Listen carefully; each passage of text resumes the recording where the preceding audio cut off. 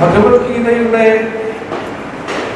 അധ്യായങ്ങളുടെ ക്രമീകരണത്തിൽ തന്നെ ഒരു സന്ദേശമുണ്ട്. ഒന്നാം അധ്യായം അർജുന വിഷാദ യോഗമാണെങ്കിൽ അവസാനത്തെ അഥവാ 18ാമത്തെ അധ്യായം മോക്ഷ സന്യാസ യോഗം.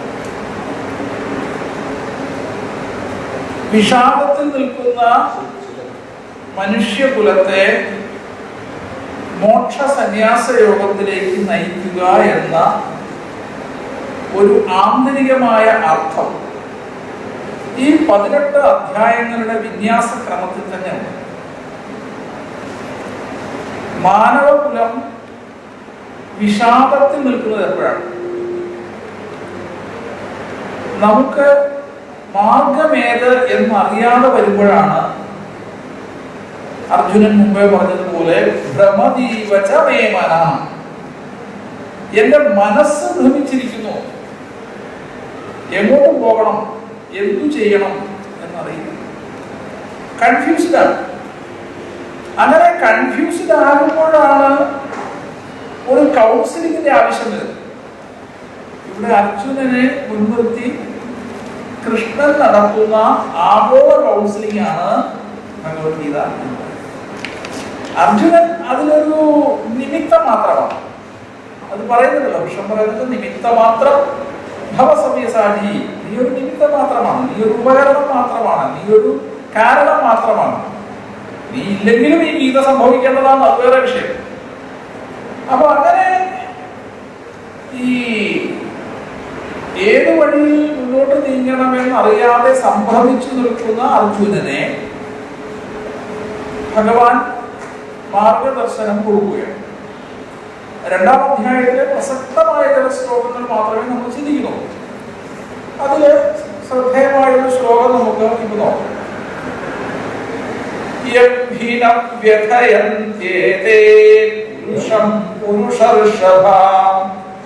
സമദുഃഖസുഖം ധീരം സോമൃതത്വായ കൽപ്പതേ.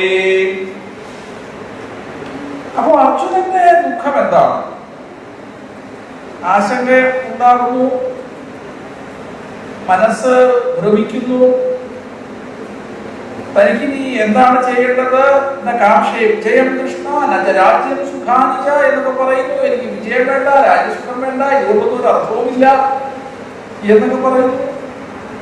അങ്ങനെ ഭ്രമിച്ചു വശായ അർജുനനോട് നിന്റെ ഭ്രമത്തിനൊന്നും ഒരു അടിസ്ഥാനവുമില്ല, അത് നിന്റെ മഹത്വം കൊണ്ട് തോന്നുന്നതാണ്, ഇതൊക്കെ എന്റെയാണ്, എന്റെ സ്വന്തമാണ്, എന്റെ സ്വന്തക്കാരാണ് എന്നൊക്കെ തോന്നുന്നത് കൊണ്ടാണ്, അല്ലെങ്കിൽ ഇതൊക്കെ ചെയ്യുന്നത് ഞാനാണ് എന്ന മിഥ്യാധാരണ കൊണ്ടാണ് നിനക്ക് ഇത്തരത്തിലുള്ള ഭ്രമം ഉണ്ടായത് എന്ന് കൃഷ്ണൻ പറയാൻ പോവുകയാണ്.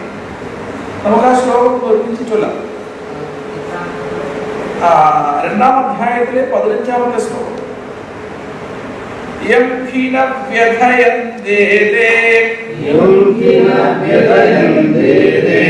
പുരുഷം പുരുഷർഷഭാ സമദുഃഖസുഖം ധീരം സോമൃതത്വായ കൽപ്പതേ. യം ഖിന വ്യഥയന്തേ പുരുഷം പുരുഷർഷഭാ സമദുഃഖസുഖം ധീരം സോമൃതത്വായ കൽപ്പതേ. അതിന്റെ ഭാവാർത്ഥം വായിക്കാം. ഹേ പുരുഷ ശ്രേഷ്ഠ, ദുഃഖവും സുഖവും ഒരേ കണക്ക് ഗണിക്കുന്ന ധീരനായ ഏതു പുരുഷനെ ഇവയൊന്നും വ്യഥിപ്പിക്കുന്നില്ലയോ അവൻ അമൃതത്വത്തിന് അധികാരിയായിത്തീരുന്നു. ഇവിടെ അർജുനനെ കൃഷ്ണൻ ആദ്യം ഒന്ന് പ്രകോപിപ്പിച്ചത് ഞാൻ പറഞ്ഞു. നകാക്ഷയം വിജയം കൃഷ്ണ എന്ന് പറഞ്ഞുകൊണ്ട് ഗാന്ധീവം സംസദേ ഹസ്ത, ഗാന്ധീവം എഴുതിപ്പോയിരിക്കുന്നു. നകാക്ഷയം വിജയം കൃഷ്ണ രാജ്യം സുഖാനിജ, എനിക്ക് വിജയം വേണ്ട, രാജ്യസുഖവും വേണ്ട എന്ന് പറഞ്ഞുകൊണ്ട് ഒരു നൈഷ്കർമ്മ്യത്തിലേക്ക്, ഒരു മൗഢ്യത്തിലേക്ക് വീണുപോയ അർജുനനെ കൃഷ്ണനൊന്ന് പ്രകോപിപ്പിച്ചിരുന്നു. എന്താ? ക്ലൈബ്യം മാസ്മഗമ പാർത്ഥ പറഞ്ഞതാണ്. ക്ലൈബ്യം എന്ന വാക്കുകൊണ്ട് അർജുനനെ ഒന്ന് കുത്തി നോവിപ്പിച്ചു ശരിക്കും. കാരണം അർജുനന്റെ പൗരുഷത്തെ തന്നെ കൃഷ്ണൻ ചോദ്യം ചെയ്തു. അവനെ ഒന്ന് പ്രകോപിപ്പിച്ചത് അവനിലെ ഉണ്ടായ ജാഠ്യാവസ്ഥയെ അവസാനിപ്പിക്കാൻ വേണ്ടിയിട്ടാണ്. അവന്റെ ഒരു അസ്തിത്വത്തെ ചോദ്യം ചെയ്യുമ്പോൾ എത്ര ദുർബലനാണെങ്കിലും അവൻ കരുത്തനാകാൻ ശ്രമിക്കും. ഇനി കൃഷ്ണൻ അർജുനനെ വീണ്ടും അതേപോലെ അല്ല വിളിക്കുന്നത്, പുരുഷ ശ്രേഷ്ഠ എന്നുള്ള. കൃഷ്ണൻ കൃത്യമായി കൗൺസിലിങ്ങിന്റെ രണ്ടാം ഘട്ടത്തിലേക്ക് കടന്നു. അതാണ്. പിന്നെ അവനെ ഒരിക്കലും ഇകഴ്ത്തി പറയുന്നില്ല. നീ ആണും പെണ്ണും കണ്ടവനെ പോലെ പെരുമാറരുത് എന്ന് പറഞ്ഞ കൃഷ്ണൻ നീ പുരുഷനാണ്, പരാക്രമിയാണ് എന്ന് ഉറപ്പുവരുത്തുകയാണ്. അതുകൊണ്ടാണ് ഇവിടെ പുരുഷ ശ്രേഷ്ഠ എന്നാണ് വിളിച്ചിരിക്കുന്നത്. ഹേ പുരുഷ ശ്രേഷ്ഠ. അപ്പൊ അതിന് കൃഷ്ണനെ അത് സംശയമില്ല. അർജുനൻ അതിനൊരു സംശയം ഉണ്ടായോ എന്ന് സംശയം കൃഷ്ണൻ ഉണ്ടായത്. അതുകൊണ്ടാണ് പുരുഷം പുരുഷർഷഭ. ഹേ പുരുഷ ശ്രേഷ്ഠനായിട്ടുള്ളവനെ, ദുഃഖവും സുഖവും ഒരേ കണക്ക് ഗണിക്കുന്നവനായിട്ടുള്ള ധീരൻ. ശരിക്കുള്ള ധീരൻ അവൻ ജ്ഞാനിയായിരിക്കും. അറിവുള്ളവന് മാത്രമേ സുഖത്തെയും ദുഃഖത്തെയും ഒരേപോലെ കണക്കാക്കാൻ സാധിക്കും. നമ്മൾ പലപ്പോഴും സുഖത്തിൽ ആനന്ദിക്കുകയും ദുഃഖത്തിൽ അങ്ങേയറ്റം ഖേദിക്കുകയും ചെയ്യും. ഇത് രണ്ടും വേണ്ടാണ്. അമിതമായ ആനന്ദവും വേണ്ട, അമിതമായ ഖേദവും വേണ്ട. അതുകൊണ്ടാണല്ലോ ഗീതയിൽ അങ്ങോളം ഇങ്ങോളം ഉപയോഗിക്കുന്ന ഒരു വാക്കാണ് യോഗം. എന്താണ് യോഗം? സമത്വം യോഗ ഉച്യതേ. യോഗത്തിന്റെ നിർവചനവും വരുന്നുണ്ട്. സമത്വം യോഗ ഉച്യതേ. ഒരു സാമ്യാവസ്ഥയാണ്, ബാലൻസ്ഡ് സിറ്റുവേഷൻ ആണ്. അമിതമായി ആഹ്ലാദിക്കുന്നു എങ്കിൽ അയാൾ മാനസികമായി ഒരു സമതുലിതാവസ്ഥയുള്ള ആളാണ് എന്ന് കരുതാൻ സാധ്യമല്ല. ഇപ്പൊ വിജയങ്ങൾ ഉണ്ടാകുമ്പോൾ നമ്മൾ അമിതമായി ആഹ്ലാദിക്കുന്നു, അത്തരക്കാർ പരാജയം ഉണ്ടാകുമ്പോൾ അമിതമായി ദുഃഖിക്കുകയും ചെയ്യും.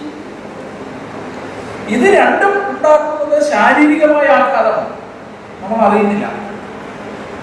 അമിതമായ ആഘാതം അപ്രതീക്ഷിതമായി ഒരു പിച്ചക്കാരൻ ലോട്ടറി അടിച്ചാൽ ചിലപ്പോൾ അവർക്ക് ഹാർട്ട് അറ്റാക്ക് വന്നിച്ചാവും അല്ലെ? ഒരു തമാശ കഥ കേട്ടിട്ടുണ്ട്. ഒരു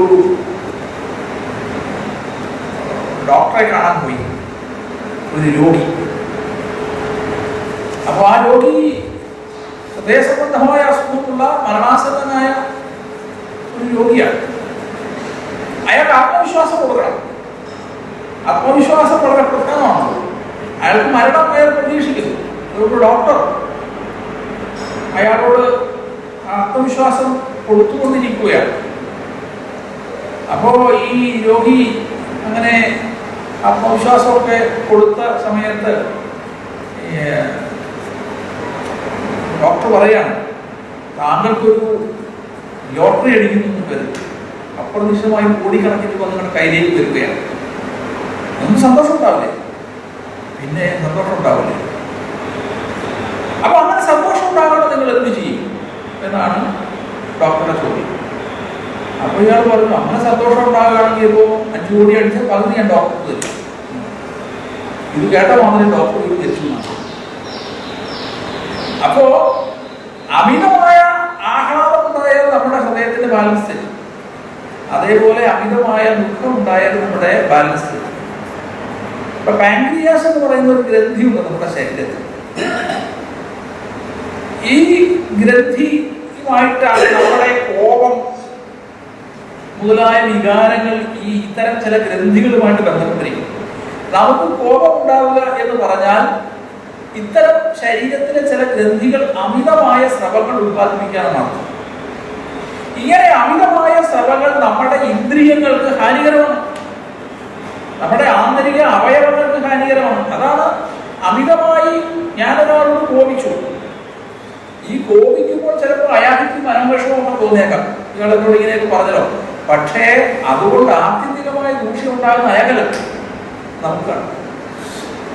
നമ്മുടെ ശരീരത്തിലെ ഗ്രന്ഥികൾ അമിതമായ സ്രവങ്ങൾ ഉത്പാദിപ്പിക്കുന്നു. നമ്മൾ ഇംബാലൻസ്ഡ് ആകുമ്പോഴാണ് ഇത്തരം രോഗങ്ങളൊക്കെ നമുക്ക് ഉണ്ടാകുന്നത്. അപ്പൊ അത് അത്തരം അമിതമായ സ്രവങ്ങൾ ശരീരത്തിൽ ഉണ്ടായാൽ അത് നമ്മുടെ ആന്തരിക അവയവങ്ങൾക്ക് ഹാനി ഉണ്ടാകും.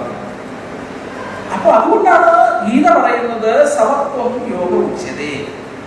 ഓരോ അധ്യായവും നമുക്കറിയാലോ, ഭക്തിയോഗം, രാജയോഗം, ജ്ഞാനയോഗം, കർമ്മയോഗം എല്ലാം യോഗമാണ്. ബാലൻസ്ഡ് ആയിട്ടുള്ള സമതുലിതമായ ജീവിതം എങ്ങനെ നയിക്കാം, ഇതാണ് ഗീത പഠിപ്പിക്കുന്നത്. അവിടെ സുഖവും ദുഃഖവും അമിതമായി നമ്മളെ ബാധിക്കാൻ പാടില്ല. ഇപ്പോ സ്പോർട്സ്മാരൊക്കെ നമ്മൾ കണ്ടിട്ടുണ്ട്. ഫുട്ബോളിൽ ഒരു ഗോൾ അടിച്ചു കഴിയുമ്പോഴത്തേക്ക് എല്ലാവരും കൂടെ ഓടി ഒരുക്കുന്ന മുന്നോട്ട് കയറുന്നു. ഇത്തരക്കാരെ സംബന്ധിച്ചിടത്തോളം ഒരു ഗോൾ നഷ്ടമായി കഴിഞ്ഞാൽ അതേപോലെ ദുഃഖവും ഉണ്ടാവും. അപ്പൊ അമിതമായ ആനന്ദവും അമിതമായ ദുഃഖവും നമുക്ക് അതൊരു മാനസിക പക്വതയുള്ളയാളുടെ ലക്ഷണമാണ്.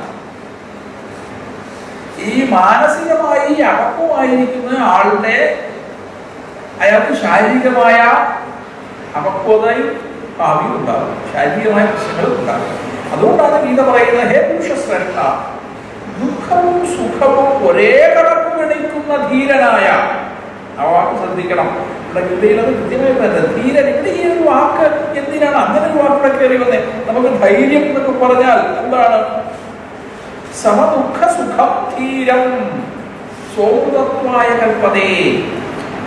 അവിടെ നമുക്ക് വലിയ ധൈര്യമുണ്ടെങ്കിലേ ഇത്തരം ഒരു മനോഘടന ലഭിക്കൂ. അല്ലെങ്കിൽ യഥാർത്ഥത്തിലുള്ള ഒരു ധീരന് മാത്രമേ ഇത്തരം ഒരു മനോഘടന ഉണ്ടാകൂ. അത്തരക്കാർക്ക് മാത്രമേ അയാളാണ് അമൃതത്വത്തിന് അധികാരിയായി തീരുന്നത്, അയാൾ അനശ്വരനായി തീരുന്നു. അപ്പൊ സുഖവും ദുഃഖവും ഒക്കെ തുല്യമായി കണക്കാക്കുന്നു. അത് അവനെ വ്യഥിപ്പിക്കുന്നില്ല, അവനെ ബാധിക്കുന്നില്ല.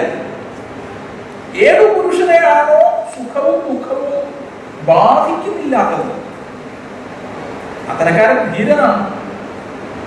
അല്ലാതെ വഴിയെത്തുന്ന ഒരുത്തിനെ ഓടിച്ചിട്ട് തല്ലുന്നതല്ല ധൈര്യം. സത്യത്തിൽ ആന്തരിക പ്രകൃതിയെ വിജയിക്കുന്നതാണ് ധൈര്യം, ബാഹ്യ പ്രകൃതിയെ വിജയിക്കുന്നത് അല്ല ധൈര്യം. പലപ്പോഴും നമ്മൾ ധരിക്കുന്നത് ബാഹ്യ പ്രകൃതിയിൽ ഞാൻ വലിയ പരാക്രമം കാണിക്കുന്നത് എന്റെ ധൈര്യമാണെന്ന്. അല്ല, ബാഹ്യ പ്രകൃതിയെ വിജയിക്കാൻ സിംഹത്തിനും കടുവായിക്കൊക്കെ കഴിയും, പക്ഷെ ആന്തരിക പ്രകൃതിയെ വിജയിക്കാൻ അവർക്ക് സാധ്യമല്ല. അതുകൊണ്ടാണ് മനുഷ്യൻ പരിണാമ ശൃംഖലയിലെ മേലെയുള്ള ജന്തുവായി മാറിയത്. ജന്തു മാത്രമാണ്. അതിൽ വിജയിക്കാത്തിടത്തോളം കാലം ഈ നിന്ദയോനിയിൽ പിറന്ന താഴ്ന്ന ബോധതലമുള്ള പൂച്ചപ്പട്ടി, ഈച്ച എല്ലാം വരുന്നത് അതിനെ നമുക്ക് താഴ്ന്ന യോനിയിൽ പിറന്ന എന്നാണ് യഥാർത്ഥ ഭാഷയിൽ പറയുന്നത്. എന്ന് പറഞ്ഞാൽ അതിനേക്കാൾ എളുപ്പം പറയുന്നത് കോൺഷ്യസ് ലെവല് താഴെയാണ്. അതാണ് അതിന്റെ ബോധ നിലവാരം താഴെയാണ്. മനുഷ്യൻ കോൺഷ്യസ് ലെവലിൽ ഉയരെയാവുന്നത് അവന് ഈ സമത്വം, മാനസികമായ ഒരു എക്കോസിസ്റ്റം മെയിൻറ്റെയിൻ ചെയ്യാൻ കഴിയുന്നത് കൊണ്ടാണ്, ബാലൻസ്ഡ് ആകുന്നതുകൊണ്ടാണ്. അവനാണ് ധീരൻ. ആന്തരികമായ പ്രകൃതിയെ വിജയിക്കാൻ കഴിയുന്നതാണ് ധൈര്യം. അവനെ അതുകൊണ്ടാണ് അർജുനനെ പുരുഷശ്രേഷ്ഠ, ദുഃഖവും സുഖവും ഒരേ കണക്ക് ഗണിക്കുന്ന ധീരനായ ഏത് പുരുഷനെ ഇവയൊന്നും വ്യതിപ്പിക്കുന്നില്ലയോ അവൻ അമൃതത്വത്തിന് അധികാരിയായി തീരുന്നു. അവന് മരണമില്ല. മരണമില്ല എന്ന് പറഞ്ഞാൽ ഭൗതികമായ ദേഹാന്ത്യം സംഭവിക്കില്ല എന്നല്ല അതിന്റെ അർത്ഥം.